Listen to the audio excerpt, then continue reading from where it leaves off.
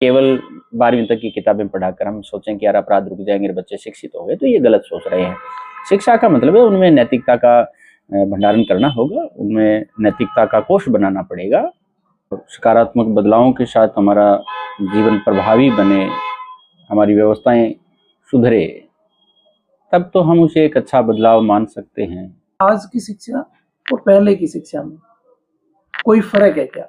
मैं एक आईना आपके सामने ये भी रखना चाहूंगा कि आज का समाज ये मानता है कि पहले कहाँ लोग पढ़े लिखे होते थे।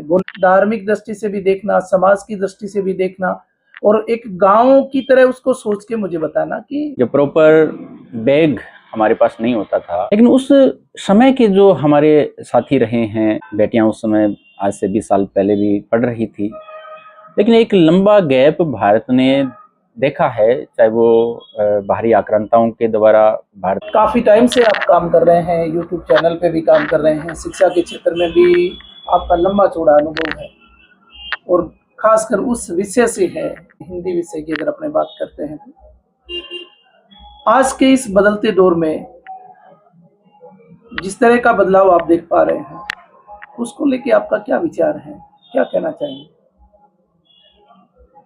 बदलाव तो वैसे देखा जाए तो हर जगह होना ही है, लेकिन बदलाव में कुछ सकारात्मक बदलाव होना, और सकारात्मक बदलावों के साथ हमारा जीवन प्रभावी बने, हमारी व्यवस्थाएं सुधरे, तब तो हम उसे एक अच्छा बदलाव मान सकते हैं। कई बार इस बदलाव के चक्कर में हम बुराइयों की ओर भी चले जाते हैं, युवा पीढ़ी चली जाती है, हमसे छोटे जो हैं वो चले जाते हैं, तब समाज पर भी बुरा असर पड़ता ही है, और शिक्षा व्यवस्था पर का भी उसमें रोल रहता है, क्योंकि बच्चे अधिकतम समय स्कूलों में शिक्षकों के पास भी गुजारते हैं, घर पर तो चलो रहते ही हैं, लेकिन आज का जो सिस्टम ऐसा हो गया है कि जो हमारे गार्जियंस हैं वो भी ये चाहते हैं, इनका ये सोचना भी है कि बच्चे जब स्कूल जाते हैं तो 100% जिम्मेदारी अब शिक्षक की हो गई है कि मैं बच्चा। थोड़ा सा बीच में आपको रोकना चाहूँगा। अपने जब बात शिक्षा की आ गई तो थोड़ा मैं आपसे जानना चाहूँगा कि आज की शिक्षा और पहले की शिक्षा में कोई फर्क है क्या? मैं एक आईना आपके सामने ये भी रखना चाहूँगा कि आज का समाज ये मानता है कि पहले कहाँ लोग पढ़े लिखे होते थे, भोले भाले लोग थे, पढ़ते थे नहीं, पढ़ाई थी नहीं, और आज का ज़माना ही बदल गया है। आज तो सब शिक्षित हैं। खासकर अगर बात करें महिलाओं की, तो पहले उनको मौका ही नहीं था, और आज बढ़िया शिक्षा के क्षेत्र में नाम रोशन कर रही हैं। तो आपकी नज़र में थोड़ा-सा मुझे यूँ भी बताना, उसको थोड़ा धार्मिक दृष्टि से भी देखना, समाज की दृष्टि से भी देखना, और एक गाँव की तरह उसको सोच के मुझे बताना कि शिक्षा में जो बदलाव हुआ है, कि लोगों का जैसा कहना है कि वास्तव में ये सकारात्मक है या फिर इसका थोड़ा कहीं न कहीं उल्टा प्रभाव भी पड़ रहा है? आपकी नज़र में आपको क्या लगता है? बदलाव तो हुआ है, सब कुछ सिस्टम बदला है। हम उस दौर में पढ़े लिखे लोग हैं, आप भी उसी दौर के हैं कि जो प्रॉपर बैग हमारे पास नहीं होता था, और किताबें भी पुरानी किताबें ही अक्सर स्क्रॉल होती रहती थी, और पासबुक आदि का इतना दबाव नहीं होता था। पढ़ाई का महत्व तो उस समय भी था और आज भी है, शिक्षा के बगैर कुछ भी संभव नहीं है, लेकिन उस समय के जो हमारे साथी रहे हैं, या हमारी उम्र के जो लोग हैं, या हमसे पहले के, थोड़े पहले के हो सकते हैं, पढ़ाई को लेकर इतने सचेत नहीं थे। सारे लोग सचेत नहीं थे, कुछ लोग थे सचेत, ऐसा नहीं है कि सचेत नहीं थे। उस समय अमूमन 10वीं 12वीं 11वीं 12वीं में पढ़ने वाले बच्चों को ये नहीं ध्यान होता था कि हमें क्या नौकरी करनी है, क्या तैयारी करनी है, हम क्यों पढ़ रहे हैं, हमारा आगे क्या करना चाहिए हमें। और आज आप सब स्कूलों में देखते हैं तो बच्चा बहुत सचेत है। 9वीं का विद्यार्थी जब ये कहता है कि मैं यूपीएससी के लिए तैयारी कर रहा हूँ। तो समाज की ये उच्च दक्षता तो दर्शाता ही है, साथ में एक विजन भी बताता है कि समाज में विजन डेवलप हो रहा है, दृष्टिकोण नज़रिया अपना देखने का है वो बदल रहा है। उस दौर में, राज के दौर में बेटियों की शिक्षा की बात भी आपने रखी, तो बेटियां उस समय आज से 20 साल पहले भी पढ़ रही थी, लेकिन एक लंबा गैप भारत ने देखा है, चाहे वो बाहरी आक्रांताओं के द्वारा भारत को आक्रांत करके भारत पर कब्जा कर लिया गया, हम स्वतंत्र भारत के लोग परतंत्र हो गए, तब हमारी शिक्षा व्यवस्था थोड़ी लचर हो गई। लेकिन आज़ादी के बाद जिस गति से इस शिक्षा पद्धति में महिलाओं की भूमिका फिर से देखने को मिल रही है, ये वाकई लाजवाब है। आज़ादी के नेताओं ने भी, उस समय के जो तत्कालीन लोग हुए हैं, हमारे पूर्वज हुए हैं, उन सब ने बड़ी मशक्क़त की है, बड़ा लोहा लिया, अंग्रेज़ों से लिया, मुग़लों से लिया, सब लोगों से, और महिलाओं की भूमिका उसमें कम नहीं मानी जा सकती। चाहे वो नाम सावित्रीबाई फुले का हो, बड़ा आदर के साथ भारत सम्मान करता है उनका। और आज की जो व्यवस्थाएं हैं उनमें अक्सर ये देखने को मिलता है कि बेटियां रैंक लिस्ट में अव्वल आती हैं, बेटे थोड़े अव्वल नहीं आ रहे हैं। हो सकता है अनेक कारण रहे हों। एक कारण यह भी है कि बेटियों को ज़्यादातर घर की चारदीवारी में ही बंद कर रहना पड़ गया। किताबों के अलावा बाहर का वातावरण उनके लिए न के बराबर हो जाता है, तो हो सकता है वो किताबों के माध्यम से बाहर की दुनिया देखना चाहती हैं। और भारतीय समाज में लड़कों को जितनी कुछ स्वतंत्रताएं हैं, उतनी सामान्यतः देखने को बेटियों के लिए नहीं मिलती हैं। तो बेटियों ने एक जरिया भी बना लिया शिक्षा को कि हम पढ़ाई के माध्यम से ही दुनियादारी समझें। ये बहुत अच्छा बदलाव है और अच्छा लगता है, बेटियां भी फर्स्ट आती हैं। देखो, इस बीच मेरा एक क्वेश्चन और था। ये सब बातें तो बहुत बढ़िया है, ये दोनों चीज़ें मैंने प्रेजेंट की शिक्षा से और पास्ट की शिक्षा को दोनों को जोड़ के इसमें मैंने एक क्वेश्चन आपके सामने रखा था कि सब कुछ पॉजिटिव जा रहा है। पहले शिक्षा नहीं थी और अब शिक्षा बढ़ रही है, बढ़िया बात है। चाहे वो महिलाओं की बात करें, पुरुषों की बात करें, लेकिन उस शिक्षा को जिस प्रकार से आगे बढ़ाया गया, जितनी स्वतंत्रताएं सबको दी गई, क्या उसके सकारात्मक परिणाम ही अपने को देखने को मिल रहे हैं? या कई बार आपको सोचना यूं भी पड़ जाता है कि यार अब शिक्षा ज्यादा है, पहले कम थी। लेकिन अगर पहले वाले समाज को और आज वाले समाज को देखें तो पहले वाला समाज आज से कहीं बेहतर था। बिल्कुल, ये बात 100% सही है। आप जिस व्यू में देखना चाहते हैं, उस समय भी शिक्षा थी और आज भी शिक्षा है। शिक्षा नहीं थी ऐसा कहकर हम पूर्णतः फुल स्टॉप उस पर नहीं लगा सकते, बात पर उसको ब्रैकेट में बंद नहीं कर सकते। मेरे शिक्षा का मतलब हाँ, मैं केवल आपकी शिक्षा से उसी पे आ रहा हूँ, उसी की बात कर रहा हूँ, उसी पर मैं आ रहा हूँ कि उस समय जो शिक्षा थी ना, वो अनौपचारिक शिक्षा थी। शिक्षा थी समाज में, बुजुर्गों के पास हम बैठते थे। और आज की शिक्षा पद्धति कहीं ना कहीं औपचारिकता भर रह गई है। उस समय की शिक्षा में नैतिकता थी, आज की शिक्षा में नैतिकता का हनन हुआ है, मानव मूल्य निरंतर घिसे हैं। इसलिए समाज में जो ये नकारात्मक चीजें हम देख रहे हैं ना, चाहे वो महिलाओं को लेकर हो, किसी वर्ग विशेष को लेकर हो, जाति धर्म को लेकर हो, इनके पीछे का जो एक कारण है वो है नैतिकता का अभाव। क्योंकि हम इंसान को जब तक इंसान नहीं मानेंगे तब तक हिंसा रुकने वाली नहीं है।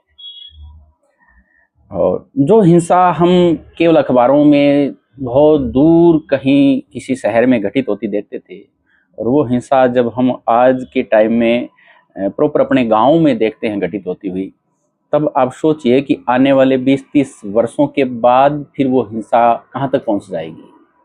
तो इसमें शिक्षा का तो नकारात्मक असर, इसको कहना एक प्रकार से गलत होगा, लेकिन सरकारों को ये चाहिए कि शिक्षा में कुछ नैतिकता के ऐसे अंश जोड़े जाएं और जिनको शक्ति से लागू किया जाए, बच्चों पर अप्लाई किया जाए। तो एक आधुनिक शिक्षा के साथ साथ नैतिक शिक्षा का होना बहुत जरूरी है। केवल औपचारिकता, केवल मार्कशीट लेकर, मार्कशीट पे 99% अंक लेकर बच्चा फिर अगर संवेदनाहीन हो गया है, अगर वो परदुख कातर नहीं बन पाया है, दूसरों की पीड़ा को नहीं समझ पाता है, तो फिर उसे इंसान कहने में संकोच महसूस होने लगता है। मैं उस चीज को अब इस बात से जोड़ने वाला हूँ, अनौपचारिक और औपचारिक शिक्षा की, जहां आपने बात कर रहे थे। अपने पहले ये कह रहे थे कि पहले महिलाओं के लिए जो शिक्षा थी उसकी कुछ बाउंड्रीज थी, सीमाएं थी, जिनके अंदर महिलाएं उस सीमाओं को क्रॉस नहीं कर रही थी। आज महिलाओं को स्वतंत्रता मिली है।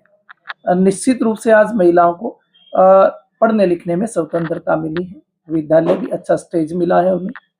लेकिन अगर उस बात को जोड़ दिया जाए आज की शिक्षा से, और जो आगे मानव जीवन में काम आनी है उनको, तो जिसे अपने औपचारिक शिक्षा की बात कर रहे हैं, वो उसको जीवन में कहीं भी उस शिक्षा को देखकर ऐसा नहीं लग रहा कि जिनको वो अपने जीवन में आगे उतारें तो उतारें क्या उसमें से। दूसरा, आज जिस तरह से बच्चे अध्ययन कर रहे हैं, वो 9th क्लास के हैं, 10th क्लास के हैं, 11वीं क्लास के हैं या 12वीं क्लास के बच्चे हैं। कॉलेज में बच्चे अध्ययन करने के बाद भी जब कंपटीशन एग्जाम में उतरते हैं, तो क्या आपको लगता है भी बहुत ज्यादा गवर्नमेंट ने ऐसा कर रखा है कि 9वीं 10वीं 11वीं 12वीं कॉलेज किया आपने, उसके बाद कंपटीशन में उतरोगे तो वही चीजें उससे कनेक्टेड हैं, या फिर आपको वहाँ अगर कंपटीशन एग्जाम में उतरना है तो कुछ अलग ही तैयारी करनी होगी, अपने आप को अलग तरह से तैयार करके वहाँ अपने आप को रखना होगा? और क्या उसमें उस चीज को भी आप बताओ, जैसे कोई इंसान एक सब्जेक्ट के अंदर या फिर किसी एक क्षेत्र के अंदर बहुत बढ़िया है, मुझे लगता है कि उस इंसान को अपने उसी से जो जिसमें वो बढ़िया है, जिस सब्जेक्ट को ले लेते हैं, जिस सब्जेक्ट में वो बढ़िया है, उसी सब्जेक्ट में जाकर उसको आगे बढ़ना है। तो उस एक सब्जेक्ट के बलबूते पर क्या वो आगे बढ़ने में सक्षम हो जाएंगे? इसमें एक बात हमें ये भी ध्यान में रखनी चाहिए इस प्रश्न के उत्तर के साथ, कि आज का दौर, इसे पूर्णतः आर्थिक दौर कहा जाए तो कोई अतिशयोक्ति नहीं है। पहले का दौर समाज का दौर था, आज एकदम पूर्णतः अर्थ का दौर है। और आर्थिक दौर में सब कुछ अर्थ प्रदान हो गया है, सब कुछ व्यक्ति पैसों के लिए कर रहा है। चाहे वो स्कूलें संचालित हो रही हैं, पैसों के लिए हो रही हैं। बच्चों को पढ़ाया जा रहा है, इसलिए पढ़ाया जा रहा है कि वो भविष्य में पढ़कर ज़्यादा धन कमाएंगे। सरकारी नौकरियों की ओर रुझान इसलिए बढ़ा है कि तनख्वाह बढ़ी है। एक दौर था कि सन 2000 के आसपास लोग सरकारी नौकरियों की ओर नहीं थे, हो सकता है नौकरियां भी कम आती थी, लेकिन बार बार ये वेतन आयोग लगे ना, इनसे लोगों का रुझान नौकरियों की ओर, सरकारी नौकरियों की ओर बढ़ा है। मैंने अपने घर में भी सुना है कहते हुए हमसे बड़ों को कि सरकारी नौकरी लोग लगना नहीं चाहते थे, क्योंकि सरकारी नौकरी में कहीं ना कहीं तनख्वाह जो है वो बाहर मेहनत करने वालों से कम हुआ करती थी। तो इसे हम केवल नौकरी और सेवा नहीं कह सकते, क्योंकि एक वास्तविकता ये है कि धन उसमें मुख्य पार्ट है। और दूसरी बात, सब्जेक्ट की आप बात कर रहे थे कि आज जो पढ़ाया जा रहा है वो कंपटीशन में काम आएगा क्या? आज एनसीईआरटी जो पढ़ रहे हैं, स्कूली जीवन में जो एनसीईआरटी वो एक बेस है, लेकिन नींव उसकी गहरी है। नींव तक पहुंचना है अगर विद्यार्थी को, तो वो एनसीईआरटी को बेस बनाकर उसकी गहराई में जाएगा तो निश्चित रूप से वो सफलता की सीढ़ियां चढ़ेगा। वो महल सुकून भरा भी होगा और उच्च भी होगा। क्या हम ये समझे कि अगर किसी बच्चे को अपने जीवन में सफलता प्राप्त करनी है, आज की सफलता का मतलब आपको आर्थिक रूप से अपने आप को मजबूत करना है, तो फिर आप एनसीईआरटी का सहारा लें, वो आपके लिए पर्याप्त है? नहीं, पर्याप्त तो नहीं है, वो एक बेस तैयार कर देगी आपका। बेस बना देगी। एक और चीज, हाँ चलो सर बताइए। बेस बना देगी तो हमें उसकी गहराई में जाने में आसानी रहेगी, लेकिन हो तब पाएगा जब बच्चा प्रॉपर उसका बेस लेकर चलेगा, उसे प्रॉपर पढ़ेगा। जैसा कि अभी अपने बात कर रहे थे, बात बात में ये भी चर्चा आ रही थी अपने कि शिक्षा को अपने नेगेटिव शिक्षा नहीं बोल सकते। कोई बात नहीं, ये बात भी आपकी सही है। तो क्या इसको जागरूकता बोलें? जैसे कि अपने देख रहे हैं, जैसे जैसे शिक्षा बढ़ती जा रही है वैसे वैसे समाज में अपराध बढ़ते जा रहे हैं। पहले लोग कुत्ते को भी मारने से डरते थे, बिल्ली अगर भूलवश मर भी जाया करती थी तो ये रहता था कि यार मेरे से पाप हो गया। हाँ बिल्कुल। और आज जगह जगह अपने देख रहे हैं, कभी इधर की घटना, अभी हाल ही में मैं बीकानेर की बात करूं तो अपने बादरा तहसील की बात करें तो बच्चे को मार के कुएं में लटका दिया जाता है, गुड़िया को मारकर पेड़ पे लटका दिया जाता है। एक एग्जामिनेशन हॉल में बच्चा एग्जाम दे रहा है, वहां से निकाल कर उसके दांत नाखून निकाल लिए जाते हैं। तो जैसे जैसे शिक्षा बढ़ रही है वैसे वैसे इस तरह के अपराध भी बढ़ते जा रहे हैं। तो मेरे विचार से, मैं अगर सही समय रहते सरकार इस पे अगर ठोस कदम ना उठाएगी तो फिर ये डेफिनेटली नेगेटिव प्रभाव यह आज की एजुकेशन छोड़ेगी। मुझे ऐसा लगता है, ये मेरा पर्सनल मत है। आपके विचार से आप किस दृष्टि से इस इन जो मैंने 2-3 मुद्दे बताए इनको देखकर क्या बताना चाहिए? देखो, अपराध हर जगह घटित हो रहे हैं, ऐसा कहना तो ठीक नहीं है। घटित हो रहे हैं, लेकिन हम उस पर पर्दा नहीं डाल सकते हम ऐसा कहकर कि यार और जगह घटित हो रहे हैं तो अपने आप ही घटित होते रहेंगे। लेकिन अपराधियों में जो भय होना चाहिए ना, वो भय नजर नहीं आ रहा है। ये व्यवस्थाएं चाहे राजनीतिक हो, चाहे ये कानूनी हो, कुछ भी हो, एक पता होना चाहिए अपराध करने वाला कोई भी इंसान है वो 100 बार सोचे कि यार मैं ये अपराध कर रहा हूं तो इसका रिजल्ट बहुत बुरा होगा, मुझे इसकी सजा जो मिलेगी वो बराबर मिलेगी, और जो मैं अपराध कर रहा हूं उससे भी खतरनाक मिलेगी और निश्चित मिलेगी। ये भय जब आएगा ना उनमें, तब अपराध रुकेंगे। केवल शिक्षा से, आर्थिक युग में केवल पढ़ाई से, किताबें पढ़ाकर और केवल 12वीं तक की किताबें पढ़ाकर हम सोचें कि यार अपराध रुक जाएंगे, बच्चे शिक्षित हो गए, तो ये गलत सोच रहे हैं। शिक्षा का मतलब है उनमें नैतिकता का भंडारण करना होगा, उनमें नैतिकता का कोष बनाना पड़ेगा। अगर ऐसा करने में सरकारें, हमारा परिवार, हमारा समाज अगर कामयाब नहीं होता है तो इसके जो परिणाम है ना वो बड़े भयावह होंगे और नुकसान देने वाले तो हैं ही, जिनको एक शब्दों में बांध देना कठिन होगा। ऐसा माहौल आगे तैयार होता जा रहा है। तो जिस तरह से आप बता रहे हैं, फिलहाल ऐसा लग रहा है इस तरह के अपराध चाहे भले कहीं हो भी, अपने अगर बाहर का देखते हैं तो ये तो पहले हमने सुना ही था कि ऐसा कुछ होता है। धीरे धीरे अपने इर्द गिर्द अपने देख रहे हैं, और ऐसा ना हो कि कल को अपने आंखों के सामने ही अपने को देखने को मिले।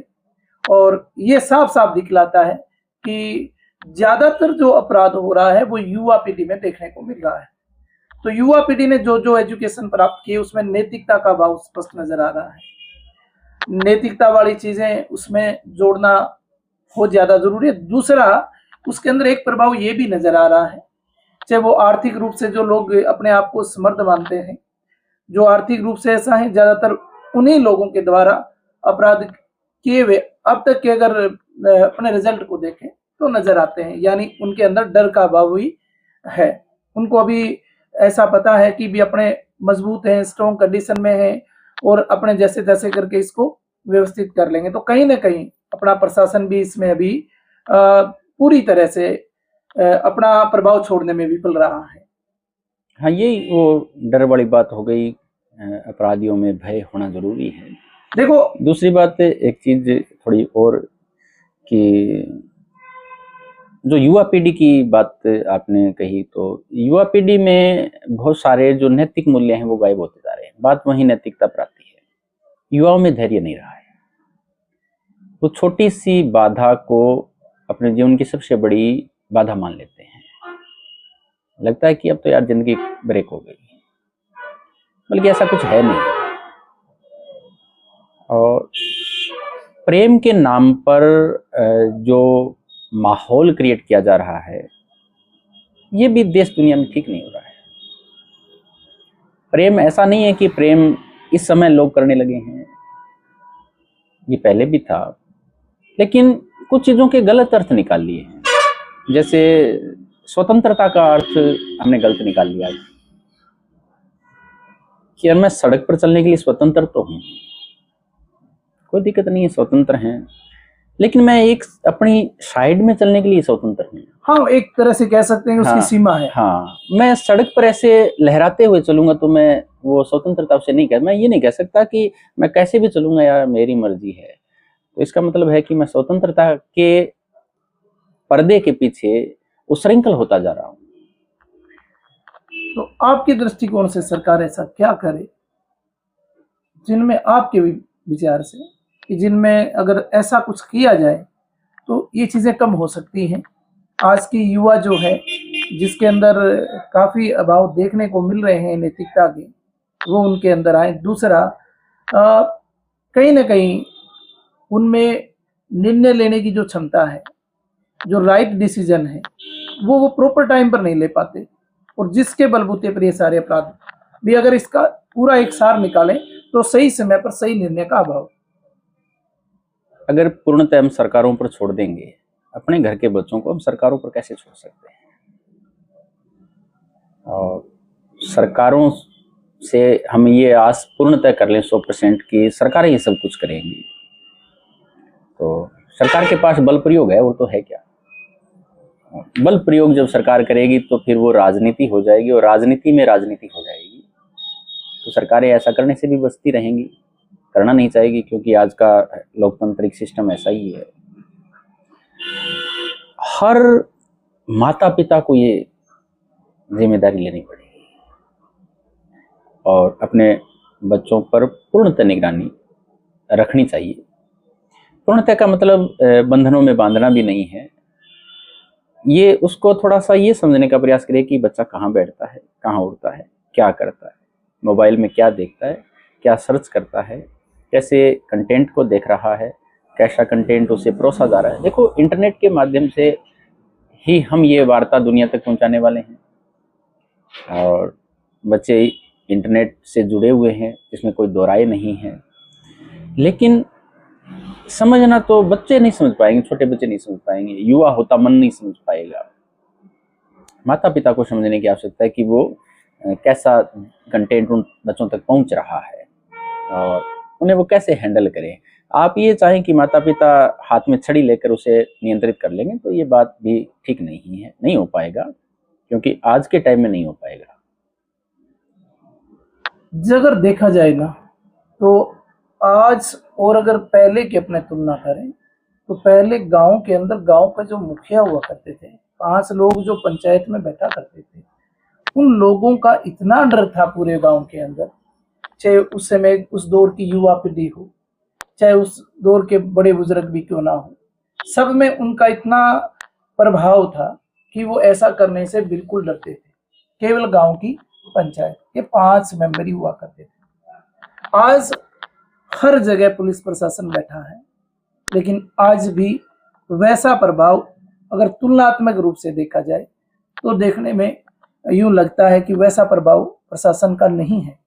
हालांकि मेरा कहने का मतलब ये नहीं है कि पुलिस प्रशासन कहीं गलती कर रहा है।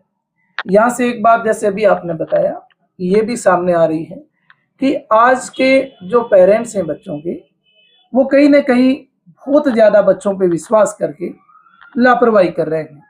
अगर छोटी से छोटी बात को लिया जाए तो बच्चा जब स्कूल में पढ़ने जाता है, एक अध्यापक ने उसको थप्पड़ लगाया है और बच्चे ने जाके अगर घर पे गार्जियन को बोल दिया तो वो बच्चे मात्र बच्चे के विश्वास पर आकर वो स्कूल में उस अध्यापक को कुछ बोल देते हैं। ऐसा ही अगर वो बच्चा बड़ा धीरे धीरे बड़ा होकर समाज में कुछ ऐसी वैसी कोई कहानी करता भी है और अगर पड़ोसी उसको बताने का प्रयास करते हैं तो गार्जियन उस पर फिर विश्वास नहीं करते, फिर वो उसी में वही दौर कि मेरा बच्चा ऐसा कर नहीं सकता। और जब वह बच्चा जवान हो जाता है और जब उनके हाथों से डोर छूट जाती है, तब जाके वो पता चलता है कि हाँ, अब वास्तव में ऐसा हो रहा है। तो इस पूरी कड़ी को अगर हम सुधार लेते हैं तो फिर मेरे को लगता है कि इसको अगर आप इसकी नींव से सुधारना शुरू करोगे, तब ऊपर वाला जो आप कहोगे कि अब सब ही ठीक हो जाएगा, क्या ऐसा कुछ है? बिल्कुल, नींव मजबूत नहीं होगी तो महल अच्छे नहीं बनेंगे, मजबूत नहीं बनेंगे। और बात जिम्मेदारियों से भागने की भी है, और बात घूम फिर कर अर्थ पर भी टिकती है कि अपना क्या लेता है यार, चलो छोड़ो, जो हो रहा है उसके घर में हो रहा है। मतलब हम जिम्मेदारियों से दूर हटे हैं। और जिम्मेदारियों से दूर हटने का एक कारण ये भी रहा है कि किसी परिवार में अगर कुछ घटना हो रही है, हो सकता है उस परिवार में बच्चों के साथ गलत हो रहा है, बच्चे गलत कर रहे हैं, माता पिता को ध्यान नहीं है, तो पड़ोसी बताने का प्रयास कर सकता है, पड़ोसी को पता हो तो। लेकिन पड़ोसी डरता है इस बात से कि यार लड़ाई हो जाएगी, झगड़ा हो जाएगा, सबूत क्या है मेरे पास। तो आज का जो मनुष्य है ना, वो इतना शिक्षित हुआ है कि वो हर चीज का सबूत मांगता है। उसके सामने अगर सच्चाई बयां की जाए ना, तो भी वो सबूत मांग रहा है। और सच्चाई का कई बार सबूत नहीं होता है, सच सच है, इस बात में स्वीकार करना चाहिए। और इसमें हम पहले अर्थ की बात कर रहे थे, अब हम धैर्य की बात करें कि सुनने वाले के पास धैर्य नहीं। अगर वो धैर्य से इस बात पर चिंतन मनन करे कि यार सुनील मेरा मित्र है, इसने मुझे जो बात कही है वो हो सकता है सच हो सकता है झूठ हो, लेकिन मुझे इस बात को गलत वे में न लेकर एक बार निरीक्षण करना चाहिए, सोचना चाहिए कि सुनील ने ऐसा कहा है तो कारण क्या है। क्या वाकई अपने जो बच्चे हैं वो गलत चल रहे हैं, या सुनील को कोई ऐसा ही भ्रम हो गया हो। भ्रम हो गया तो वो 2 दिन 4 दिन 5 दिन बाद फिर ट्राई करके, एकदम ऑब्जर्वेशन करके सुनील को कह सकता है कि सुनील यार तू बात कह रहा था, मैंने ट्राई भी किया यार, ऐसा नहीं है, हो सकता है तुम्हें उस बात का भ्रम हो गया, लेकिन दोबारा अगर कुछ ऐसा हो तो फिर तुम मुझे बताना और हम फिर देखेंगे। तो बात बन सकती है, सुधार आ सकता है। लेकिन इतना धैर्य किसके पास है कि वो 10 दिन इंतजार करेगा? वो तो हाथ में लठ लेकर ही चलता है, वो लड़ाई को उतर आएगा। तो अधीरता, यानी कुल मिलाकर खामियां बात वही से आती है कि सरकार को बदलाव करने की आवश्यकता नहीं, बदलाव हमें करने की आवश्यकता है। और हम जब तक बदलाव बहुत कुछ बदलाव के लिए उतरेंगे नहीं, तब तक कुछ भी कर पाना या कुछ भी कह पाना सब कुछ असंभव सा है। खान पान से ही मुझे लगता है कि जैसे अंदर गुस्से वाला भोजन हम खा रहे हैं तो अग्रेसिव हम होते जा रहे हैं। किसी बात के लिए हमारे पास धैर्य है ही नहीं, हम छोटी छोटी बातों को बहुत बड़े रूप में लेकर माहौल बिगाड़ लेते हैं।